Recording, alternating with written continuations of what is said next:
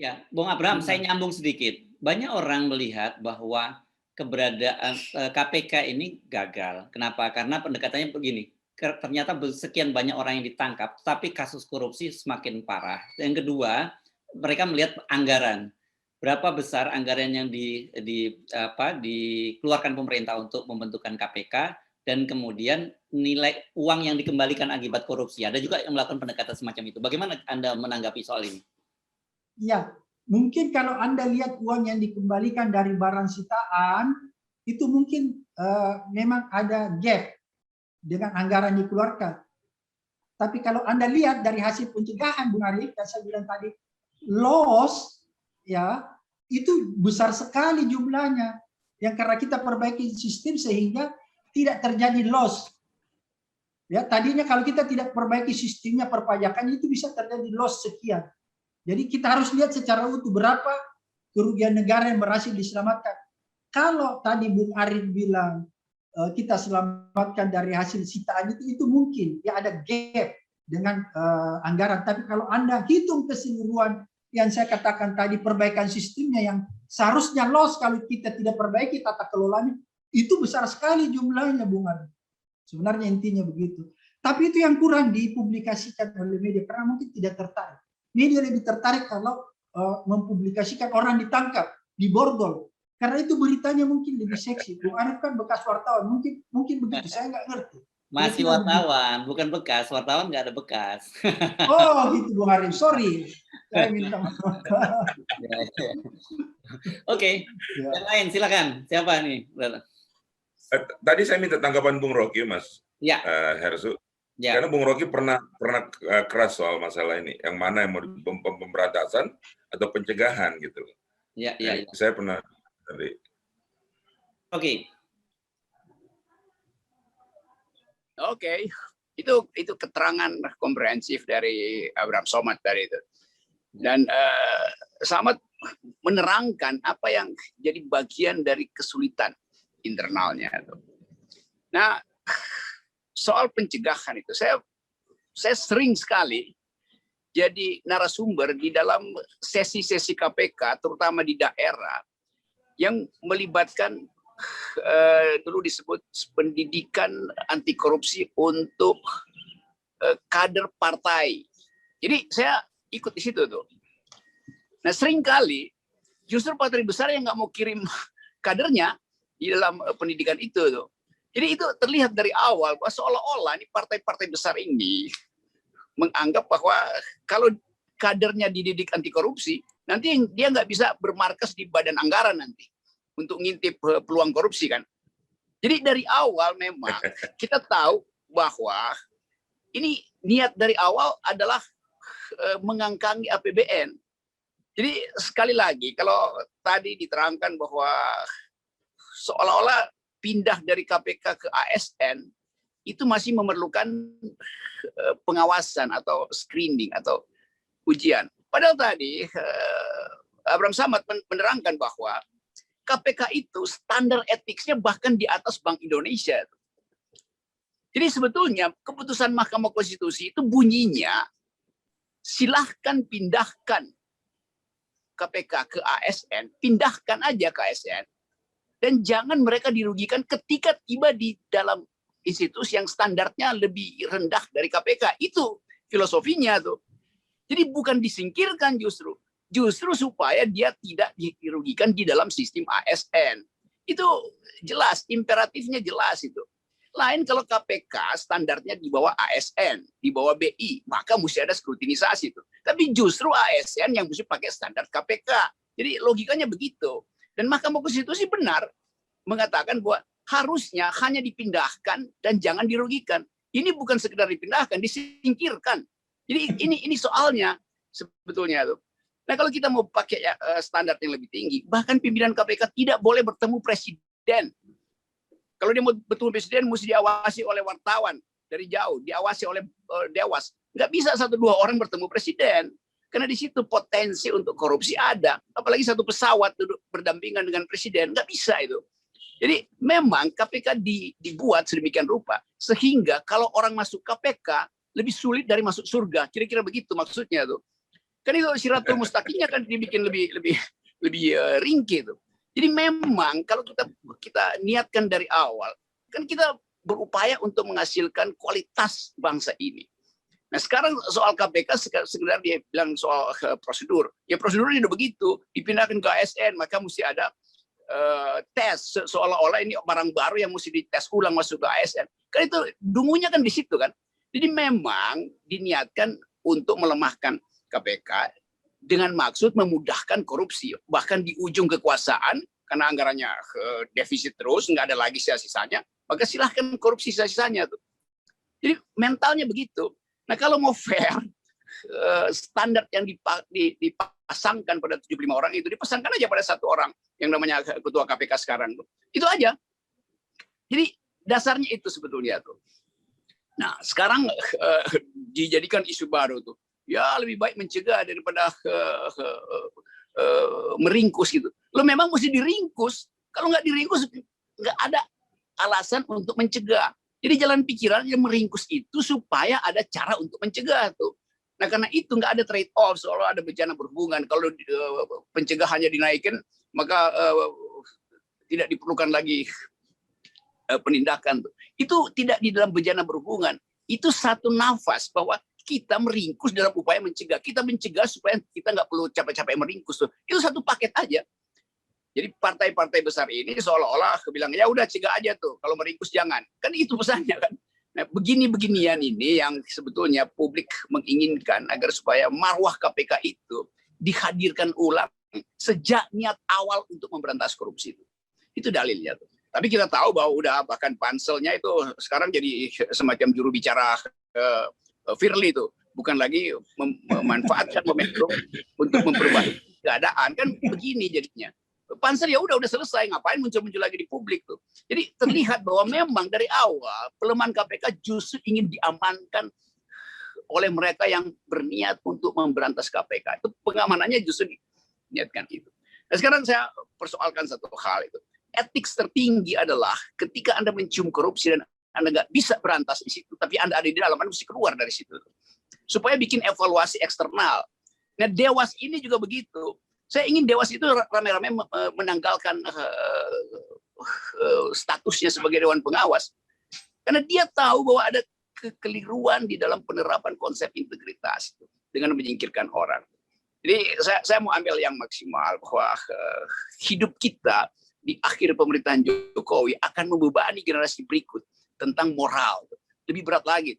Jadi kita udah ada hutang hampir 10 triliun, kita krisis karena tax ratio kita tinggal 8%, kita mengalami misery karena persahabatan warga negara tidak tumbuh, sekarang kita mengalami defisit moral.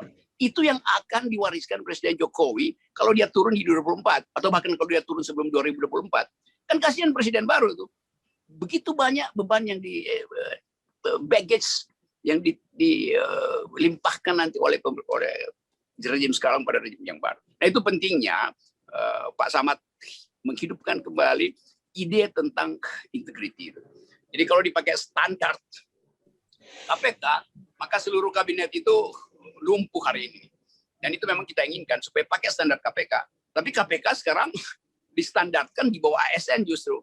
Karena disingkirkan mereka yang hendak memperbaiki atau melakukan pendidikan etik ke dalam masyarakat. Ini intinya itu sebetulnya. Dan FTA bagus sekali mengangkat tema hari ini sehingga ada suara lain yang kadang-kala kurang bisa dimengerti orang langsung dari Pak Samad dan dihidupkan isunya karena Hersubunna bisa menanyakan hal-hal yang terlewat dari hiruk-pikuk politik KPK. Ya, oke, silakan. Ada pertanyaan nih Mas Hersu. Ini ada pertanyaan dari M. Nur di Sydney. Keterangannya itu wajah koruptor banyak dari partai penguasa karena saat itulah saatnya mereka berpesta atau korupsi. Tapi mungkinkah tidak korupsi kalau biaya politik pencalonan sangat mahal gitu? Maksudnya kalau memang tidak mahal mungkin tidak korupsi ya. Karena hanya dengan korupsi untuk mengambilkan modal politik ini seperti lingkaran setan lah. Dengan kondisi sekarang KPK kelak hanya akan menjadi alat kekuasaan untuk mengkasuskan lawan-lawan politik. Nah, bagaimana mencegah hal ini? Oke. Itu dari Sydney. Ada satu lagi dari Singapura. Ya. Itu Mbak Karina ya. Sebenarnya intinya mempertanyakan bahwa KPK kan punya kode etik yang begitu kuat yang seperti dijelaskan oleh Pak Samad. Mestinya dengan kode etik yang kuat itu kan bisa membuat KPK itu bisa melawan, atau istilahnya gini, kenapa sistem yang ada itu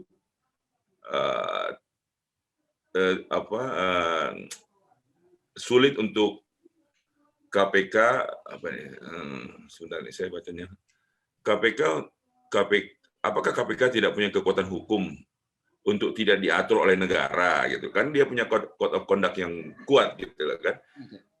Ya. Mestinya KPK reportnya kemana? Karena kalau reportnya ke pemerintah juga ya sama aja, itu intinya. Ada dua pertanyaan.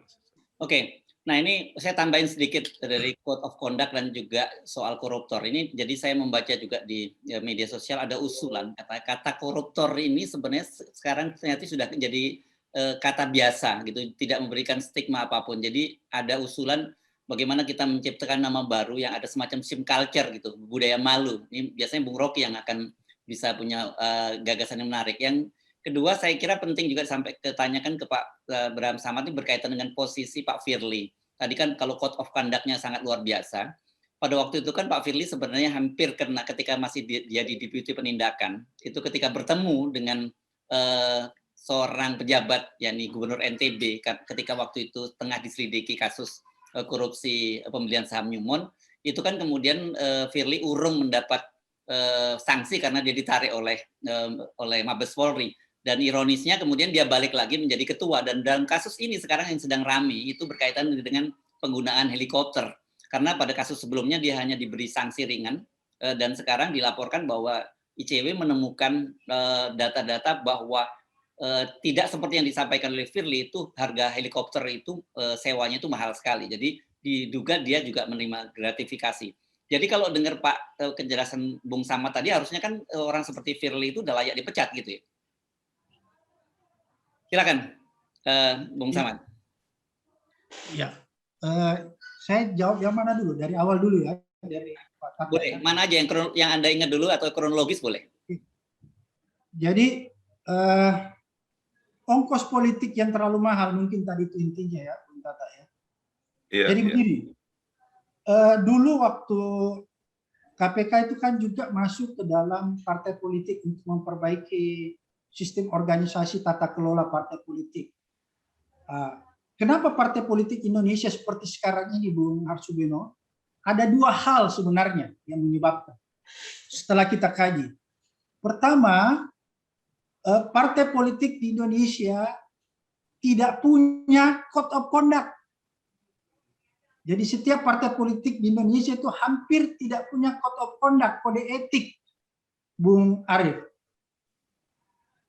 Kemudian yang kedua, partai politik di Indonesia tidak punya pengelolaan keuangan yang akuntabel. Sehingga itulah yang menyebabkan sehingga partai politik di Indonesia seperti sekarang ini. Contohnya, karena partai politik di Indonesia tidak punya code of conduct, tidak punya kode etik, maka tidak ada penjaringan yang bagus terhadap kader-kader partai politik itu yang bisa memimpin. Orang bisa saja misalnya dia mantan narapidana, bisa mencalonkan diri jadi bupati, gubernur, dan lain sebagainya. Karena memang tidak ada code of conduct-nya, kode etiknya di partai politik itu. Kalau dia punya code of conduct atau kode etik yang jelas di parpol itu, misalnya kalau misalnya dia seorang narapidana atau pernah melanggar ini, dia tidak boleh lagi dicalonkan menjadi bupati, atau gubernur, atau anggota DPR, DPRD, maka orang itu pasti tidak bisa terjaring. Tapi karena memang partai politik di Indonesia tidak punya itu, code of conduct dan kode etik, itulah kelemahan. Serta tidak punya akuntabilitas pengelolaan keuangan kepartean. Konsekuensinya apa? Karena dia tidak punya akuntabilitas pengelolaan keuangan kepartean, maka yang terjadi jual beli kendaraan untuk dipakai, misalnya begini. Seseorang bisa saja mungkin bukan kader tulen di sebuah partai, tapi dia bisa mengendarai partai itu untuk misalnya menjadi gubernur, menjadi wali kota, atau dan lain sebagainya. Kenapa itu bisa terjadi? Karena memang di dalam partai politik Indonesia tidak punya akuntabilitas pengelolaan keuangan kepartaiannya. Jadi partai itu bisa diperjualbelikan saja untuk dikendarai. Kalau dia punya akuntabilitas pengelolaan keuangan kepartaian, maka itu tidak akan bisa terjadi. Karena itu semua akan terrekor, tercatat dengan baik. Ya, jadi tidak ada orang yang tiba-tiba bisa mengendarai partai B padahal dia bukan kader, gitu ya. Nah, kemudian itu tadi, kalau dia orang yang nggak benar, mantan narapidana dan lain sebagainya, dia tidak akan mungkin bisa jadi anggota DPR, bupati, gubernur dan lain sebagainya, karena itu diatur dalam kode etik seperti tadi yang saya katakan, salah satu contoh di kode etik KPK. Jadi ada dua kelemahan terbesar di partai politik Indonesia. Pertama, partai politik Indonesia tidak punya code of conduct atau kode etik. Kedua, partai politik Indonesia tidak punya akuntabilitas pengelolaan keuangan kepartian. Inilah yang menyebabkan sehingga yang terjadi itu tadi yang Pak Tata katakan itu, pertanyakan. Itu yang terjadi. Kemudian yang kedua, saya ingin masih sebelum masuk kedua sama pertanyaan Pak Sudono, masalah penindakan tadi, saya ingin katakan begini. Setiap negara itu tidak bisa disamakan ya, atau tidak bisa dibandingkan apple to apple cara penindakannya. Karena pertama-tama cara pendekatan pemberantasan korupsi itu harus beracuan terhadap IPK, Bung Arsubono. Karena kita IPK-nya hancur, ambruk, tingkat korupsinya tinggi, maka yang dikedepankan yaitu tadi pendekatan penindakan. Oke? Kalau dia IPK-nya bagus, misalnya suatu negara kayak Singapura atau apa yang IPK-nya bagus, tingkat korupsinya rendah, atau kayak Finlandia di Eropa sana nggak ada orang korupsi, maka pendekatan pemberantasan korupsinya itu yang didorong, yang diutamakan adalah pencegahan. Jadi begitu teorinya. Jadi kalau negara itu tingkat korupsinya tinggi, maka yang dikedepankan penindakan. Karena penindakan yang represif itu adalah bagian dari pencegahan, deterrent effect namanya. Kalau kita menangkap orang, ya, membongkar kasusnya, membawa orang itu ke pengadilan, itu juga bagian dari pencegahan. Kenapa? Orang lain takut melakukan itu lagi, mengulangi. Asal itu tadi, benar-benar pengadilannya juga menghukum dengan berat.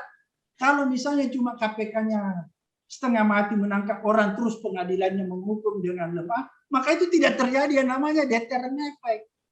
Padahal sebenarnya deterrent effect itu adalah bagian dari pencegahan. Karena kenapa? Kalau hukumannya tinggi, orang akan takut, orang lain akan takut melakukan korupsi. Berarti itu namanya tercegah korupsi lagi terjadi berikutnya.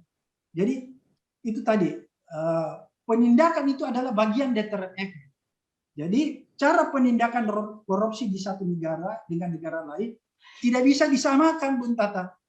Kalau Indonesia tingkat korupsinya tinggi, IPK-nya rendah, maka dia memang yang harus diutamakan penindakan. Tapi bukan berarti pencegahannya tidak jalan. Justru pencegahannya itu jalan. Di setiap kabupaten, kota, dan provinsi saya tahu betul teman-teman di bagian pencegahan itu terus melakukan perbaikan sistem. Bagaimana melakukan perbaikan APBD, pengelolaan APBD. Tapi itu tidak di-cover oleh media. Itu sebenarnya yang terjadi. Kemudian yang pertanyaan tadi Bu Harsubono, apa tadi Bu? Tolong diulang, aku sudah mulai lupa ini sudah. Soal Firly ini kan ketika jadi deputi penindakan, dia sebenarnya ada kasus juga karena dia bertemu dengan seorang pejabat yang tengah disidik oleh KPK.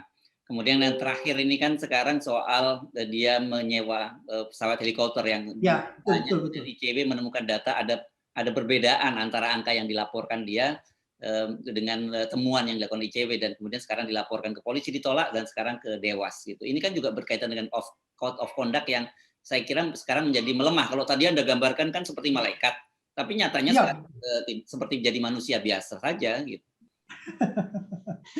Ya. Jadi begini, Bung Harsubono. Saya pernah bertanya kepada Pak Abdullah Hemahua. Kebetulan Pak Abdullah Hemahua itu yang mungkin salah satu orang yang jadi ahli ya, tim ahli yang dipanggil ketika pemeriksaan kode etik Firly selaku Deputi Penindakan pada saat itu yang masalah pertemuan dengan salah satu gubernur, saya sendiri kurang paham kasusnya karena saya tidak hadir di sidang etik itu ya. Karena biasanya sidang etik itu kan tertutup, Bung Arsubono ya. Jadi menurut Pak Abdullah Hemahua itu jelas-jelas terjadi pelanggaran etik. Bahkan kalau Pak Abdullah Hemahua mengistilahkan bukan hanya sekedar terjadi pelanggaran etik, tapi juga pelanggaran pidana. Kan begitu kata Pak Abdullah Hemahua, mungkin sudah dimuat di media. Oleh karena itu, saya terkaget juga kenapa tidak ada putusan yang menjatuhkan beliau bahwa harus dikeluarkan dan lain sebagainya.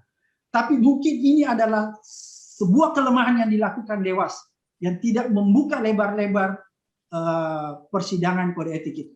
Saya ingin mengingatkan sedikit Pak Hersubono Arif ya. Ingat nggak waktu saya jadi ketua KPK, saya pernah di sidang kode etik. Tahu nggak? Ketua KPK seperti juga yang lain-lainnya itu punya kewenangan atau memang tidak diatur di dalam code of conduct itu bahwa sidang kode etik pimpinan KPK itu tidak harus dibuka untuk umum. Kan begitu kan? Makanya kemarin Firly nggak dibuka untuk umum. Tapi apa yang saya lakukan, Bung Harsubono, pada saat saya di sidang kode etik, saya panggil pada saat itu Dewan Etik, pada saat itu belum ada Dewas, dan termasuk salah satu Dewan Etik itu juga Pak Abdullah Hemahua, Anies Baswedan, Tumpak juga. Saya katakan sama mereka, karena saya pimpinan KPK pada saat itu. Saya mau kali ini sidang etik untuk saya dibuka untuk umum dan disaksikan kurang lebih 250 juta penduduk Indonesia dari Sabang sampai Merauke. Panggil semua media untuk menyiarkan sidang etik itu. Dan saya yakin Pak Harsubono Arif juga menyaksikan sidang etik yang ketika itu menyidangkan saya. Itu kan disiarkan secara umum, Pak Harsubono. Yang ketika itu ada pegawai saya, sekretaris saya yang membocorkan seperti itu. Itu saya yang minta dibuka untuk umum. Kenapa itu saya lakukan? Karena saya ingin memberi contoh kepada masyarakat luas bahwa tidak ada satupun manusia di dunia ini, entah dia itu ketua KPK, yang kebal terhadap hukum. Itulah yang saya lakukan supaya orang juga bisa menilai apakah sidang etik itu berlangsung fair atau tidak. Orang bisa menilai juga, dan itu saya minta. Dan itulah pertama kali sidang etik untuk pimpinan KPK dibuka untuk umum dan disaksikan oleh jutaan penduduk masyarakat Indonesia. Dan termasuk Bung Harsubono pasti bisa menyaksikan. Seharusnya itu yang dilakukan Pak Harsubono. Supaya apa, masyarakat bisa terlibat di dalamnya. Bisa menjustifikasi misalnya, wah ternyata orang ini salah, tapi Dewasnya tidak menghukum. Jadi kita bisa minta pertanggungjawaban Dewas. Bahwa you kenapa tidak menghukum? You juga harus mundur karena Anda tidak menjalankan tugas Anda dengan baik. Itu yang harus dilakukan. Tapi kemarin tidak dibuka untuk umum. Dan saya sudah memberikan contoh itu. Kenapa saya memberikan contoh itu? Ini adalah sebagai pembelajaran. Ya, bahwa tidak ada satupun manusia di muka bumi ini yang kebal oleh hukum. Even dia itu ketua KPK. Dan saya sudah memberikan contoh itu. Sebenarnya intinya itu. Sehingga harusnya itu menjadi presiden di Dewas. Bahwa pernah ketua KPK itu disidang untuk umum dan dibuka untuk. Itu harus yang dilakukan. Jangan sembunyi-sembunyi seperti sekarang ini. Kalau sembunyi-sembunyi, persidangannya tidak dibuka, ini hasilnya Bung Harsubono. Kita susah menjustifikasi. Kita susah memberikan penilaian karena kita tidak melihat. Itu masalahnya. Jadi ini masalahnya ada pada Dewas. Dewasnya juga menurut saya ini setengah-setengah. Tidak full hatinya. Gitu Bung Harsubono. Oke. Claire, ini saya kira kita ini nanti sampai pukul 10.30 ya, Daeng Tata ya. Ini tinggal waktu 30 beberapa menit. Ini kalau tidak ada pertanyaan, saya kira kita minta ke Bung Abraham Samad dan juga Bung Rocky Gerung untuk memberikan semacam closing statement gitu. Karena kalau diikuti ini masih panjang, kita mau seharian penuh nih sama Bung Abraham Samad. Sebenarnya kalau masih panjang Bung Harsubono, saya ingin menjelaskan ada 9 nilai-nilai integritas itu ya, panjang lebar. Ya. Tapi ya sudahlah, ini nanti ada itu jadi nanti semacam sosialisasi 9 integritas, nilai integritas dari KPK ya. Nanti itu kan katanya kuliahnya 1 semester itu. Ya bisa dipersempit. Oke, silakan Anda memberikan posisi, tapi setelah itu nanti Bung Rocky. Bung Rocky masih bersama kita kan? Ya kasih Bung Rocky dulu, kasihan dia ya. udah mau. Bung Rocky. Jadi ya. Ya, silakan Anda memberikan semacam closing statement. Setelah itu nanti Bung Abraham. Ini banyak tadi ada janji kita mau bikin kuliah 1 semester dengan Bung Abraham Samad. Yang mau daftar ya, orang from FTA yang mau daftar, silakan ke Daeng Tata. Siap. Silakan Bung Rocky. Kalau saya punya universitas hari ini, saya akan usulkan pers untuk mengajukan Abraham Samad sebagai guru besar kehormatan di bidang integrasi. Oke, lanjut. Saya nggak bisa usulkan. Kan tradisi mengusulkan seseorang itu harus dari orang luar, bukan dari orang dalam. Jadi saya minta pers usulkan Abraham Samad, guru besar kehormatan bidang pemberantasan korupsi. Dengan 9. Nanti yang akan dipidatokan itu 9 nilai integritas. Nah, itu objektivitasnya. Jadi sebegitu pekannya orang untuk menjadikan moral sebagai kunci dari masa depan bangsa. Kalau soal teknis undang-undang ya orang bisa belajar di fakultas hukum. Tapi soal integritas itu tidak bisa diajarkan. Dia harus melekat dari awal seseorang jadi aktivis partai. Sejak awal seseorang berniat masuk dalam politik. Tuh. Nah ini yang seringkali mesti kita pastikan bahwa harus ada undang-undang yang mewajibkan partai politik punya kurikulum pemberantasan korupsi. Kan itu intinya kan, supaya dari situ partai politik tidak outsource kadernya. Kan selama ini parpol itu cari kader itu dari luar yang amplopnya gede, dijadikan caleg tuh supaya bisa nyogok rakyat. Jadi dari awal partai politik ini adalah pengkaderan koruptor. Itu yang terjadi itu. Jadi sekali lagi saya senang FTA ini era pertama kali setelah puasa lalu kita buka dengan satu kuliah tentang integritas itu. Jadi saya sambut baik FTA, lanjutkan terus karena kita harus menghasilkan KPK perjuangan melalui forum-forum semacam ini. Gitu. Ya, oke. Sebelum ke Bung Abraham Samad, saya sih jujur saya ingin follow up itu. Kita ingin memberikan semacam panggung buat Bung Abraham Samad untuk mendeliver 9 nilai integritas tadi ya. Bang Daeng Tata, coba kalau kita atur waktunya gitu dengan Bung Abraham Samad ini jadi semacam kuliah umum ya. Kita semacam pengukuran profesor kehormatan versi forum Bung Harsubono, ya.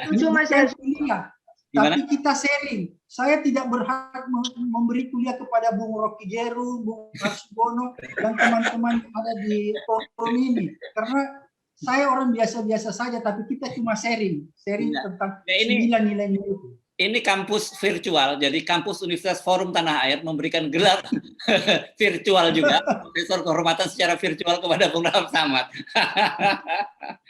Oke, tapi saya serius, kita nanti akan bikin forum sendiri. Saya kira Bung Tata mungkin dalam bentuk elaborasi, penting elaborasi, jadi kayak semacam orasi gitu. Dan kita nanti didaftar ya orang-orang yang mau hadir ya, Bung Tata, dan nanti kita siarkan juga bisa di channel Hersubono Point, bisa di Forum News Network dan sebagainya. Nanti kita bisa siarkan. Diamplifikasi lah ide-ide bagus semacam ini. Ya, itu catatan. Oke, silakan Bung Abraham Samad untuk memberikan closing statement.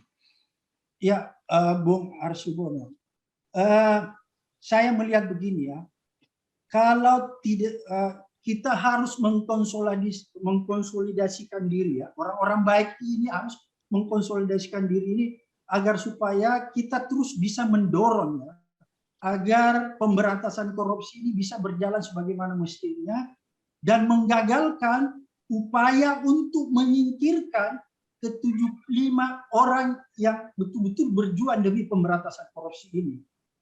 Jadi kenapa sampai saya menganggap bahwa kita harus betul-betul berjuang untuk supaya bisa menyelamatkan teman-teman yang 75 orang ini, bukan soal personal ke-75 orang ini, tapi saya sangat yakin ketika 75 orang ini sudah terhempas keluar dari KPK, maka yang terjadi tidak ada lagi orang yang bisa menjaga marwah KPK.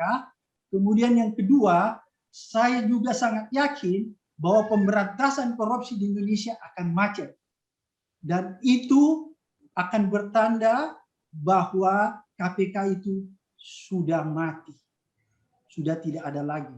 Oleh karena itu, kita harus melakukan sesuatu supaya ini tidak terjadi, Bung Harsono. Karena kalau ini terjadi, saya khawatir sekali bahwa agenda pemberantasan korupsi akan mati di jalan. Oleh karena itu, saya ingin menghimbau kepada kita semua agar kita betul-betul concern untuk menghadapi upaya-upaya pelemahan lewat penyingkiran terhadap teman-teman yang ke-75 orang ini. Saya selalu tekankan bahwa bukan masalah personal kepada 75 orang ini, tapi menyelamatkan agenda pemberantasan korupsi yang sedang diporak-porandakan. Ya. Kemudian yang terakhir, Bung Harsono, saya ingin katakan bahwa negara ini tidak dibangun di atas perilaku korup, tapi dibangun di atas integritas dan kejujuran kita. Terima kasih, Bung Harsono.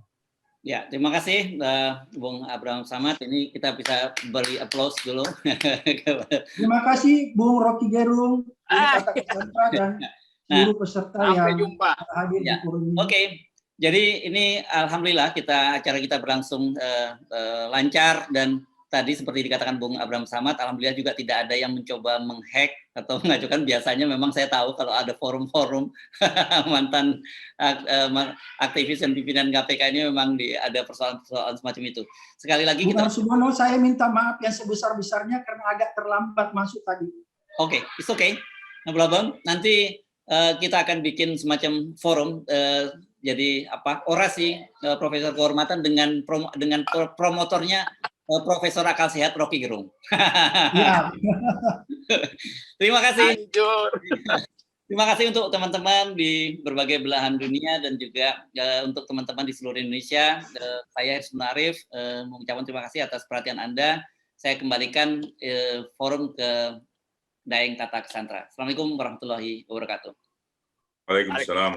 Waalaikumsalam warahmatullahi wabarakatuh. Saya ingin mengucapkan sekali lagi terima kasih khususnya kepada Pak Abraham Samad. Pak Abraham Samad ini memang sama-sama saya di Fakultas Hukum Unhas, walaupun saya lebih dahulu. Dan saya ingin menegaskan saja bahwa apa yang dikatakan oleh Pak Abraham Samad tentang bagaimana KPK Code of Conduct ya dari KPK itu di mana mereka mencoba untuk tidak melakukan hubungan dengan orang-orang luar itu sangat dibatasi. Saya termasuk salah satu di antara teman-teman daripada Pak Abraham Samad ini yang kecewa setelah beliau terpilih sebagai KPK. Sebelum terpilih sebagai KPK, saya bertemu terakhir kali di Makassar. Waktu itu mau tes kelayakan di DPR. Setelah itu dia minta maaf kalau seandainya saya di KPK saya akan meng-cut hubungan dengan beberapa teman-teman semuanya. Jadi memang itu code of conduct itu dijalankan betul dan bukan tidak ada dampaknya kepada beliau. Saya tahu betul ada beberapa teman-temannya yang juga nggak jadi teman beliau karena dianggap sombong dan setelah jadi ketua KPK hebat lah ya orang ini, katanya nggak mau kenal lagi orang Makassar kan gitu. Tapi itulah keadaan yang dijelaskan tadi oleh Pak Abraham Samad. Terima kasih sekali lagi Pak Abraham.